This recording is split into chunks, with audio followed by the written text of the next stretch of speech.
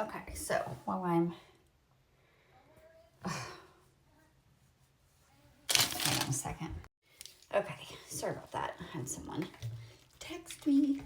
Anyway, the point of this video. I had asked you guys, and I do apologize. I know it's been a while since I've posted anything, but you know, life.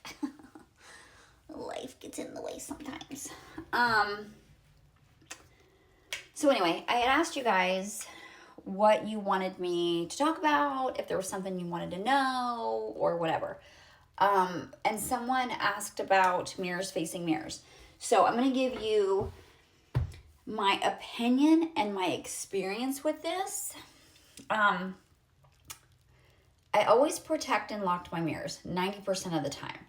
Sometimes when I wash them, I forget to go back and, you know, reapply my protection sigils and things like that, but it's not very often.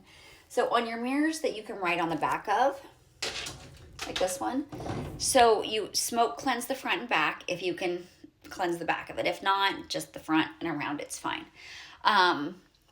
What I have done with these kind, the kind that you can, you know, that come off the wall, I have a protection spell just for mirrors that protects and locks them.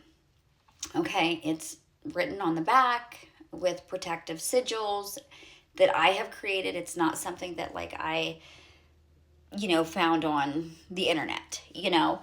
Could you use something you find on the internet that's a protection sigil or a protective rune? Yes, absolutely you can. But the more personalized that you make something, so creating something that you deem protection sigil, just adds more power to it, okay? Your words don't have to rhyme in your spell. The only thing that matters is the ingredients and tools that you use, as long as they correspond with that protection and your intention, of course, okay? So everything just kind of has to correspond. You can use the smoke to draw your sigils on the mirror. You can dip your finger in protective oil. You can make a mixture of protection herbs and add an oil to that as well. Dip your finger in it, draw your sigils, write your spell. That's how I protect and lock my mirrors. I personally have never had a problem with a mirror facing a mirror, ever. There are things called, I think my grandma used to call them night watchers. I personally have never had a problem with night watchers or what she deemed as a night watcher.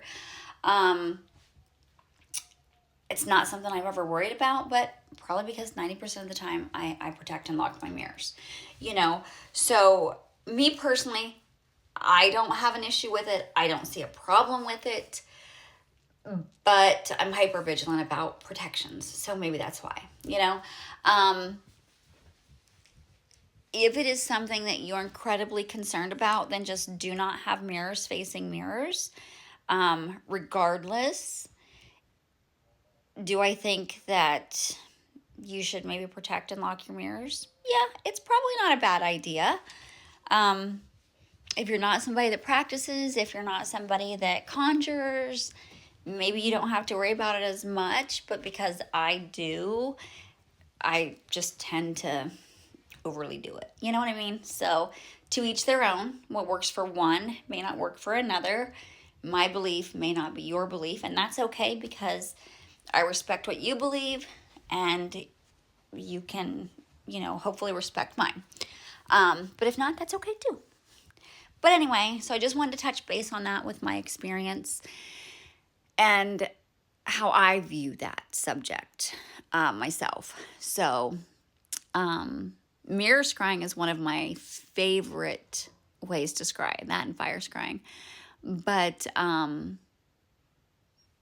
you know, like I said, because of that, I probably go a little overboard with the protections on mine. So anyway, that's just my 2 cents. But anyway, I love you guys. I miss you. I hope you've had a wonderful start to your new year, and I hope you have a really good weekend. So I'll see you soon.